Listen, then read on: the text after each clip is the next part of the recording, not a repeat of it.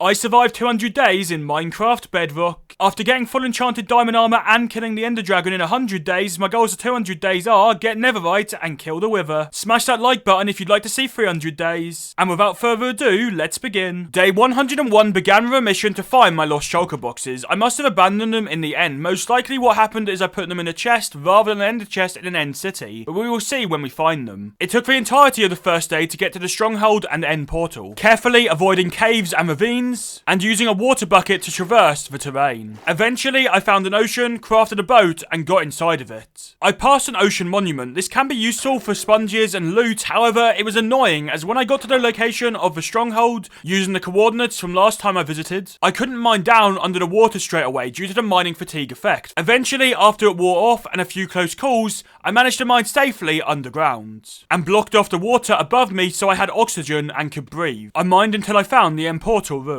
On day 102, I entered the mysterious portal once again. After spending a while looking for the end gateway and fighting off way too many endermen due to looking them in the eyes, I decided to use a trapdoor to enter the end gateway, instead of a water bucket or ender pearls, as this would be reusable in the future. Eventually, I conquered the end city and was reunited with my lost shulker shells. I crafted a shulker box and stored some of my loot in it. After retrieving the shulker boxes, I decided to make the most of the end adventure by searching for another end city. During day 103, I collected some blocks and bridged across the endless void, miscalculating many times so I had to collect more and more blocks. I know I could have just got some ender pearls from enderman or used an elytra and elytra rockets, but I must have left my elytra at home and have no rockets anyway. Plus, I'm lazy. Why else do you think it took 8 months after 100 days to do 200 days? I must admit, though, placing blocks over the void is scary, as I know that if I make one wrong move, I will lose all of my items and die. After travelling for what felt like an eternity, there's still no sign of an end city on day 104. Just endstone, void, you get the idea. Honestly, if Minecraft added some end biomes, maybe some pink or purple poisonous liquids,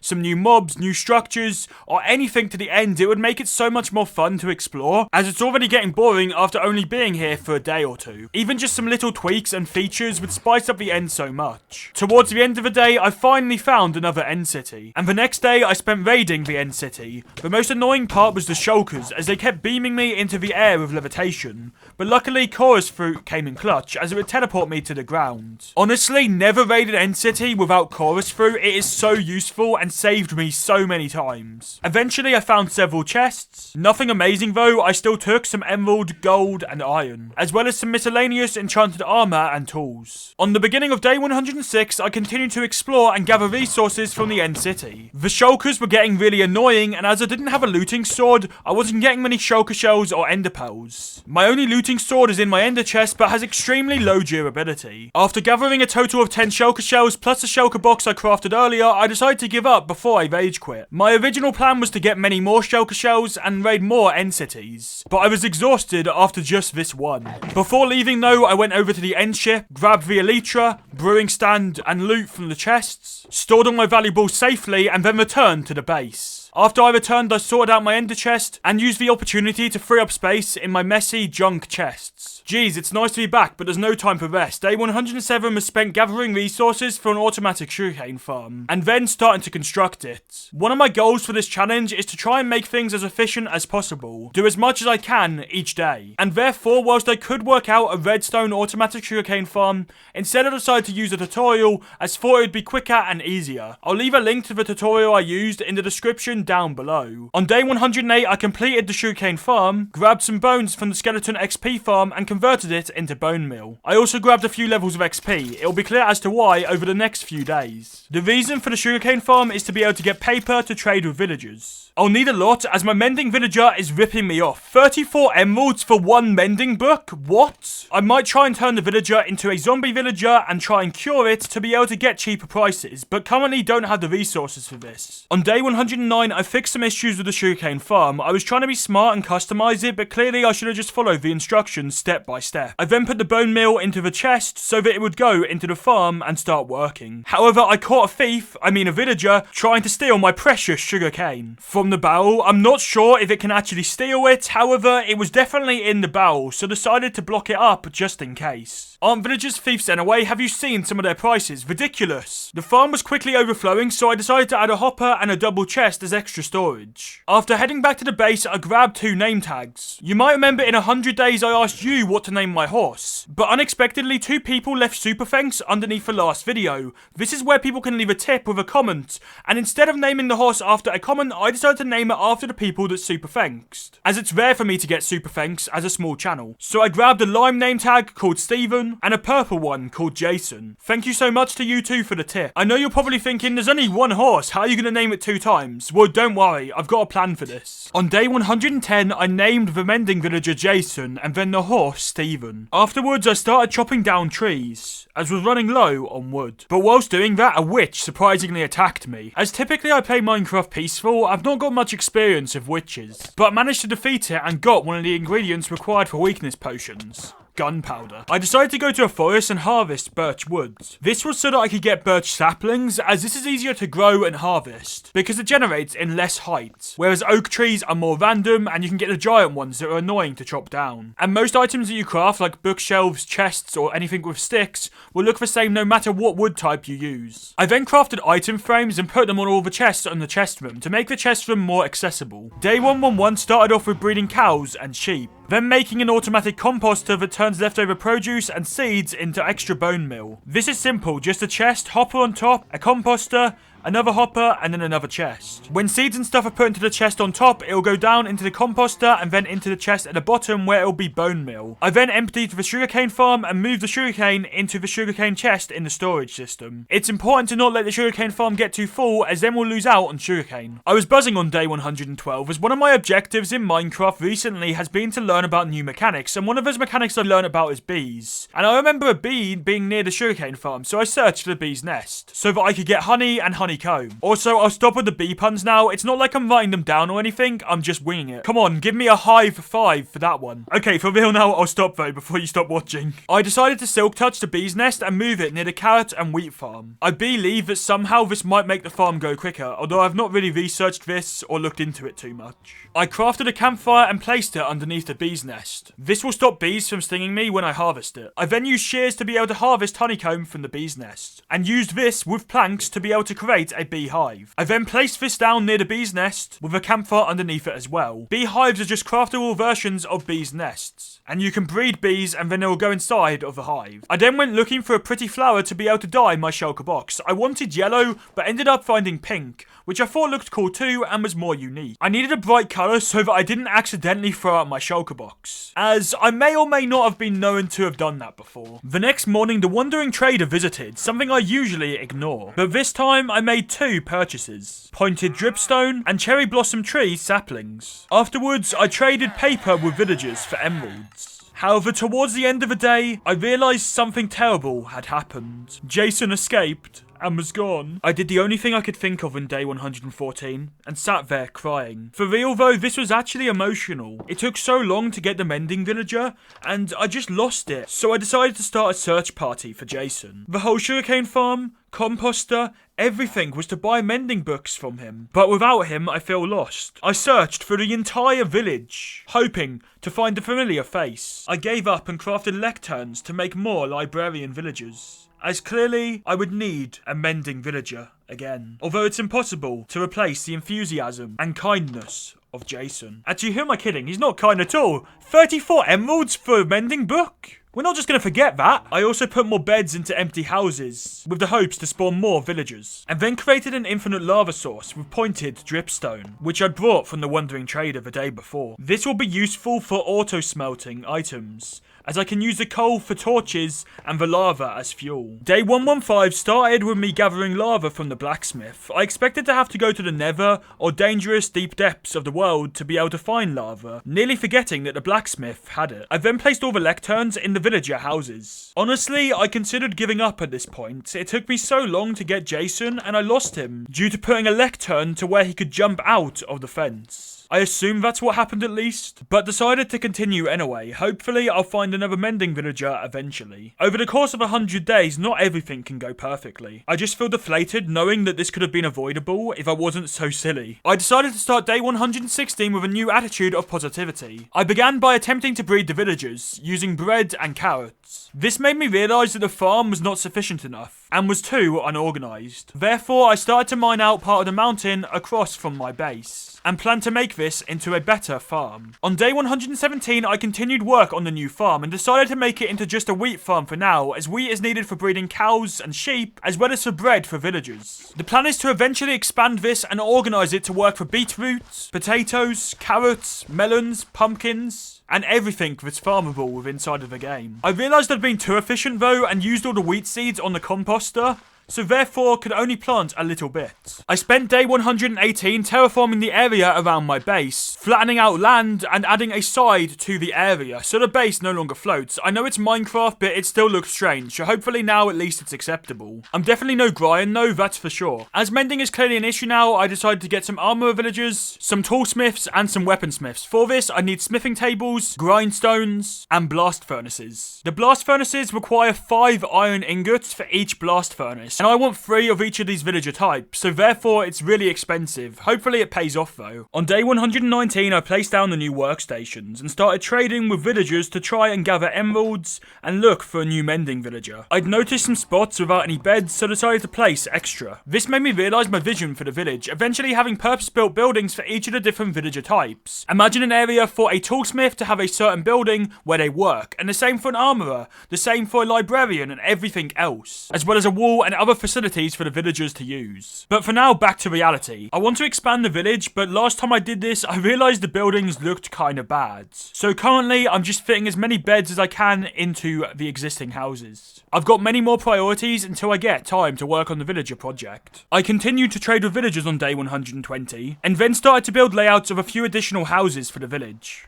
Still no luck on mending though. The strategy of having as many villagers as possible clearly wasn't working. It's time to try something new. On day 121, I decided instead of having loads of villagers, I needed to change the strategy back to what I used originally, what worked in order to get Jason. I got rid of all of the lecterns in the village and destroyed any librarian villagers with trades already used. I spent all the day looking for hidden lecterns as villagers would keep linking to the wrong ones. When I did manage to find one that linked to the right block, it suddenly switched and linked to another one after I kept placing and breaking it, whilst trying to cycle through the different trades. I worked through the entire night, yet still no success. This was getting frustrating, but at least the new villager trading balancing isn't out yet. It might be by the time you're watching this video, but Mojang have proposed to make it so that mending will only work in swamps. Now, I think this is a good change because it's important that mending is more balanced and it is really overpowered, but there's no swamp villagers. So the idea is that Mojang will want you to build your own village in swamps, or most people will just transport a villager over there, let's be honest,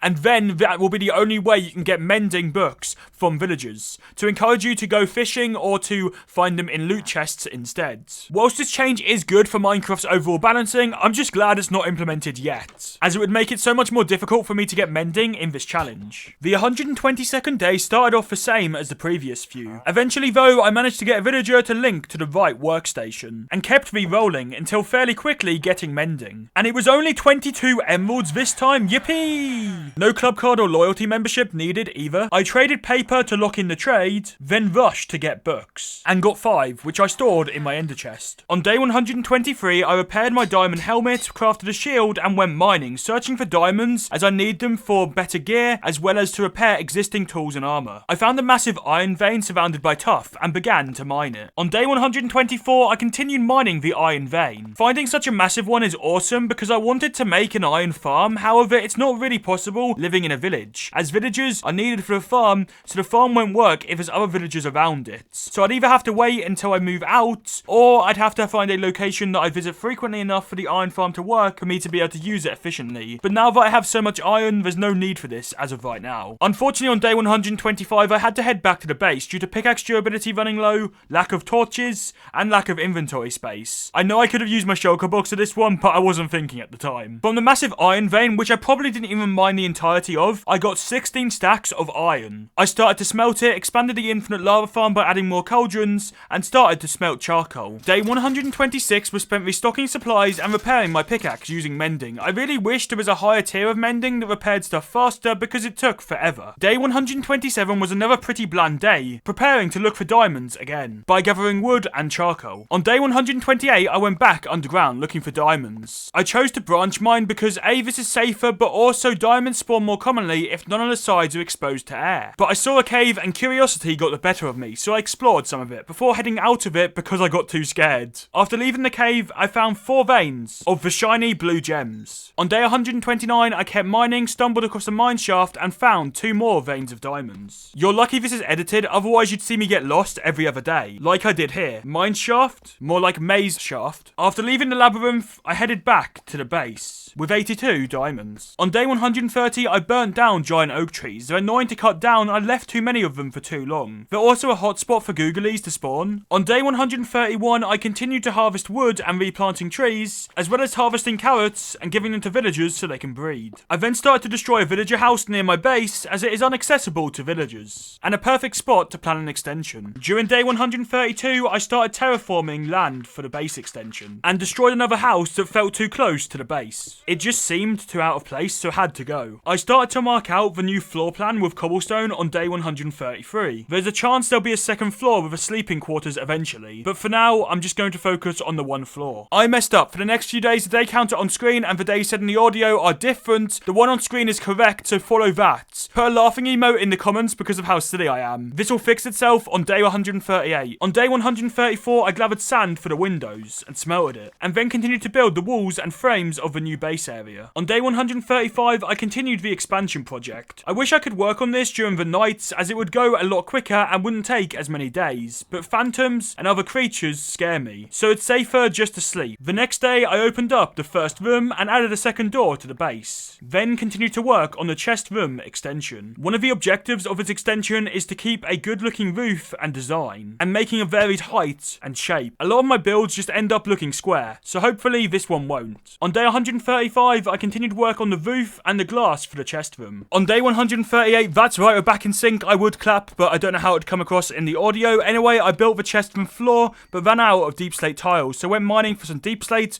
and unexpectedly found some diamonds. I crafted the deep slate into deep slate bricks, crafted chests, and placed them. On the 139th day, I crafted item frames and put them on the chests, then had to get wheat to breed cows so I could get more leather. On day 140, I started work on the exterior of the new enchanting room, and then finished the item frames, as found some leather I'd forgotten about. I finally finished the exterior of all the extension on day 141, and then moved the enchantment table into its new area. There's still a lot of details on the exterior and a lot of the interior that needs doing, but at least it's functional for now and fairly safe. Day 142 was lit, literally. I lit up the exterior of the base to ensure mobs don't spawn, and made a new carpet. I'm not a huge fan of it, but it's the main wall colours I have for now, so we'll have to do. I then made staircases outside of the base to make it more accessible. These will be a huge lifesaver. Day 143 was spent gathering XP. I extended the storage system for the mob farm by adding more chests and hoppers. This is so that it doesn't overflow, as bows and armor can make it fill up quite quickly. This allowed some skeletons to build up in the farm and for me to get XP. I need XP to be able to enchant a sword with looting free, as this is what I need to be able to get wither skeleton skulls easily. Luckily, I managed to get the looting free enchantment first time. I then continued to use the mob farm to get more XP, used the grindstone to be able to disenchant my helmet, and then re-enchanted it with protection free and unbreaking free. This will do for now, but eventually I'd like to get max enchantment on all of my armor and tools. I wasn't so lucky on day 144. I kept enchanting and disenchanting my leggings hoping for good enchantments, but I kept getting projectile protection over and over again. Eventually I got blast protection and unbreaking free, and whilst the blast protection isn't exactly what I want, at least I got unbreaking, so I decided to stick with this for now, as I was getting fed up of harvesting XP and re-enchanting the same item over and over again. On day 145 I put mending on my new sword and my boots. These were the only items that I was confident in the enchantments of, and I'll do the rest later. I then restocked the sugarcane farm with bone meal and switched it on. I spent the rest of the day harvesting crops. On day 146 I started searching for a friend, a wolf. Yes, I know I hardly hardly leave my house in real life, but this world was starting to feel lonely. I didn't manage to find a dog, but did collect a bunch of wood, which was useful as I used a lot of mine on the extension. I had to head back because it was getting dark and I had to repair my axe urgently, and then went to sleep. Throughout day 147, I continued to search for a wolf, but had no luck. On my journey, I stumbled across a beach and mined a few stacks of sand. This is useful because currently I'm taking sand from the shore or underwater, and it makes my surrounding area look untidy and unorganized. I'm scared to travel too far in case I get lost, even though I could sleep and skip the night to avoid mobs. So I decided to do the sensible thing and head back to my base, still without a pet. I really wanted a wolf as I could hear one previously in this challenge when mining wood. However, I didn't have any bones on me, and now that I have bones, it's like the wolves are invisible and ghosts. I guess I'll just have to stumble across one in the wild. The 148th day was pretty chill and relaxed. I began by expanding the infinite lava farm and then tried to add a fuel chest to the auto smelter so that it could be stacked with lava buckets to infinitely smelt. However, there was a problem with this. It wouldn't fit due to the way the base was set up. I could either move the furnace system down a block or two, extend the base, or move the auto smelter in its entirety. I guess another option would just be to have the fuel input chest be on the outside of the base, but this would be really annoying. Due to not having much spare lava right now anyway and reinvesting it into the farm, I decided to leave it without a chest for now, and went trading with villagers. I traded a bunch of paper for emeralds, so that I could save up for more mending books. I began day 149 by moving my bed to a more sensible area of the base. I kept waking up in random spots and worried that I would suffocate. I then built a few new villager houses as felt guilty for destroying theirs during the base extension, and wanted to replace them. Halfway through the 200-day challenge, it's important to remember those we lost. I built a grave for Jason. The rest of the day was spent finishing the bed frame to make it look more purpose-built, and trading with villagers once again. I adventured to the Nether Fortress of Wither Skulls but got none on day 151. However, I got my first Wither Skull on day 152, but then I realised on day 153 that knockback was making this hard, as kept knocking back the Wither skeletons to the ground. But after what felt like forever, I got my second skull. Unfortunately, my chest plate broke on day 154. Of course, this is my fault for not checking the durability, but was still annoying as meant I had to be even more careful of mobs and my surroundings. However, I did find the third and final Wither skeleton skull. This is the amount needed to be able to spawn the Wither. I headed back to my base. There were so many near-death experiences whilst trying to collect these skulls, so I was just grateful to be alive. If I had got knocked to the ground into lava at any second, or if I died to any of the mobs, I would have lost everything. The amount of times I got down to really low hearts, sometimes even half a heart, from blazes, Wither skeletons, zombified piglins, hoglins, full damage, and fire. Once I got back to the base, I put the Wither skeleton skulls in my ender chest and crafted and enchanted a new chest plate. The enchantments weren't great, but I chose to leave it for now so I could use my other XP to repair my other armor. I repaired my helmet and leggings. Wow, the diamonds are being used up so quickly. If I'm not careful, I'm gonna have to go mine more soon. The stupid thing is, I realized I had a spare chest plate with the exact same enchantment in my shulker box. How annoying. On day 155, I decided to do something about the auto smelter fuel chest not fitting. I added a bench with a 2-block tall wooden frame behind it.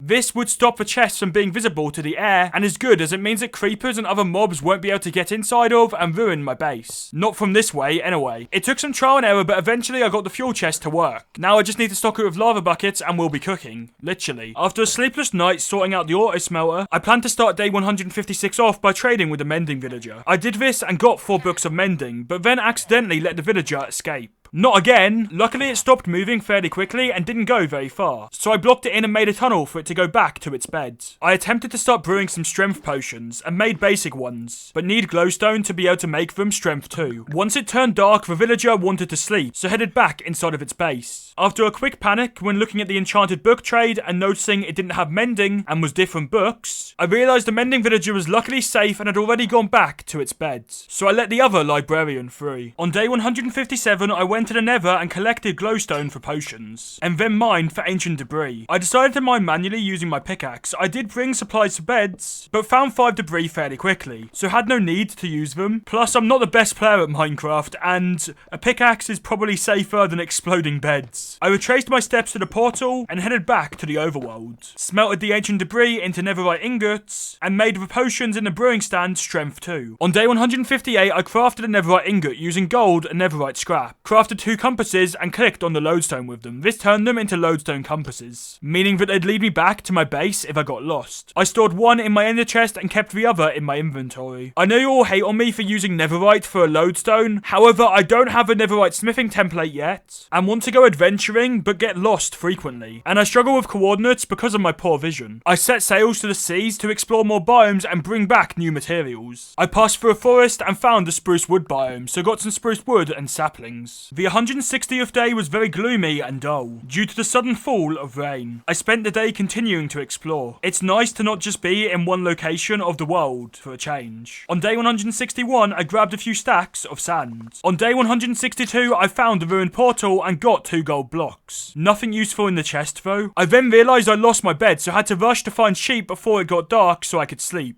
Luckily, I just found enough. On day 163, I stumbled across a dark oak forest, so got some dark oak wood and saplings. Not sure if I got enough to start a farm for it near my base, but it's annoying to harvest, so if worst comes to worst, I'll just try find more eventually. Day 164 began pretty bland, just travelling. However, right at the end of the day, I found acacia wood and saplings. On day 165, I started to head back to my base using directions from the lodestone compass. I had 2 objectives for this mission: collect more wood types. I know I didn't get them all, but I got some. Oak A, well enough to spruce up the base anyway, and let it blossom. It got dark, so I slept, and continued my journey home on the morning of day 166. The other goal of the trip was to tame a wolf, something I didn't achieve. I guess wolves just don't like me. But why? My skin is literally a wolf. Do they just hate their family? When I got back to my base, I organised my inventory and the stuff I collected along the way. The next day, I planted the dark oak, spruce, and acacia saplings, and began expanding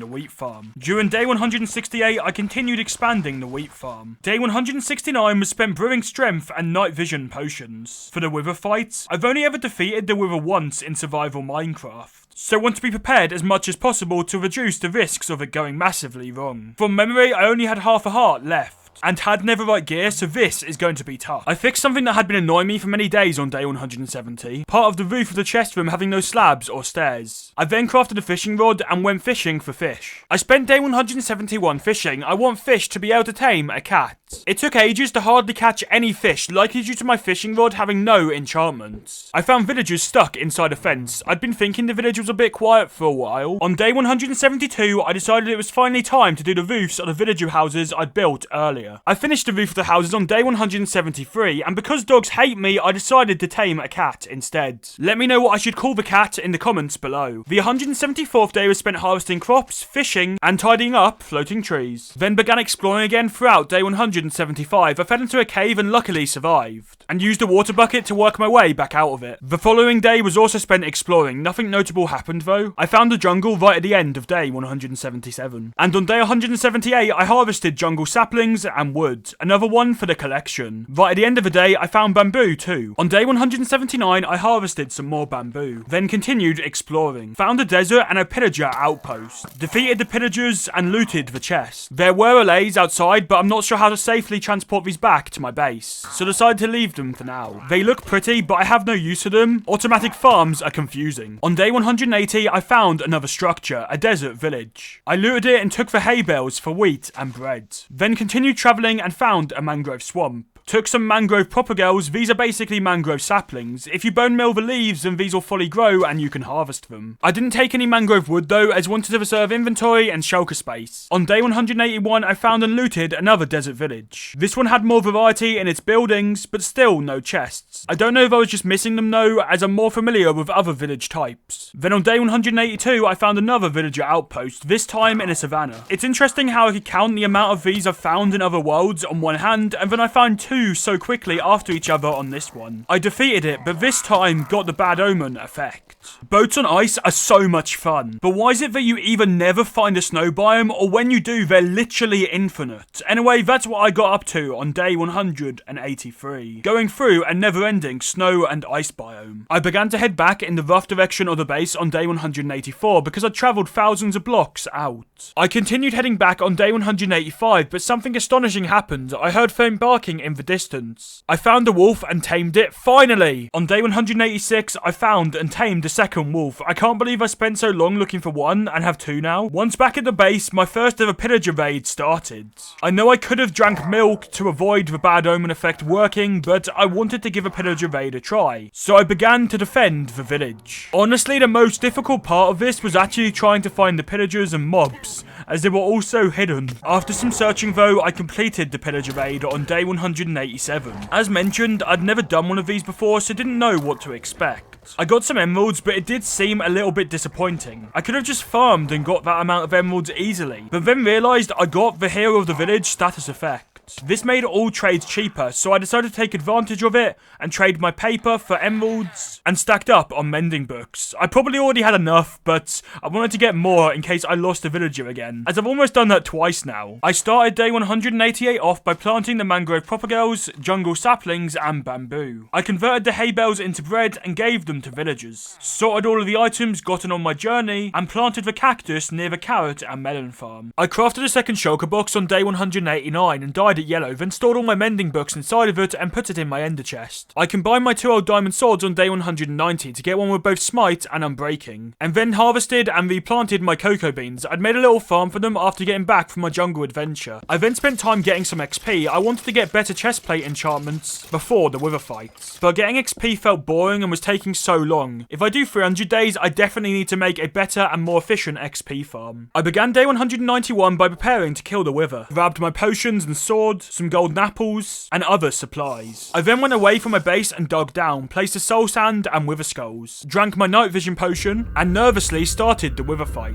I shot the wither with my bow, and when I could, got up close to it to use my sword after drinking the strength 2 potion. The fight went fairly smoothly, better than expected. After a minute or two, the wither was gone. I picked up the nether star and headed back to my base. On day 192, I crafted together obsidian, glass, and the nether star into a beacon. I'm not sure what I'll actually use the beacon for yet, as I don't have enough blocks to make it maxed out, and also don't really like the particles, but it's good to have it. I spent the rest of the day converting my gems and materials into blocks to see how many I had, whilst also organising a few chests. Fighting the wither was honestly a lot easier than I expected, so on day 193 I decided I wanted another challenge to try and find a netherite smithing template to be able to get netherites. I went to the nether and started searching for a bastion. The next day I found one, looted a chest, and luckily it had a netherite smithing template. I gathered as many gold blocks as I could, with the priority being to try and stay alive. Piglins and piglin brutes are scary, but the really bad thing is giant magma cubes, as they can knock you into lava at any second. I'd never looted a bastion before, or played a world where a netherite smithing template was required,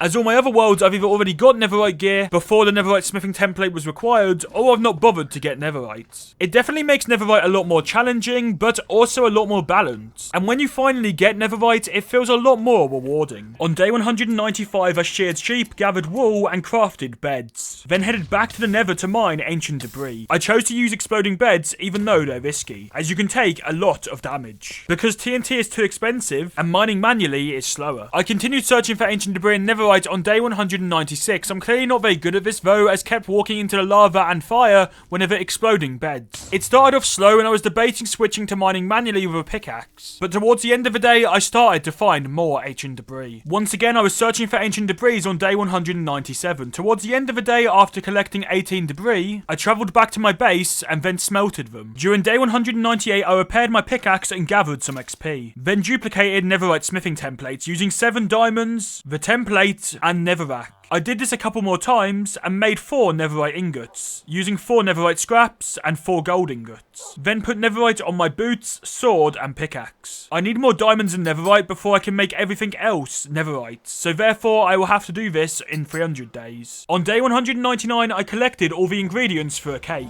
Sugar, wheat, milked cows, and started a chicken area, leading chickens into it using seeds and breeding them. I then made a few fireworks using the limited amount of gunpowder I have. We made it day 200!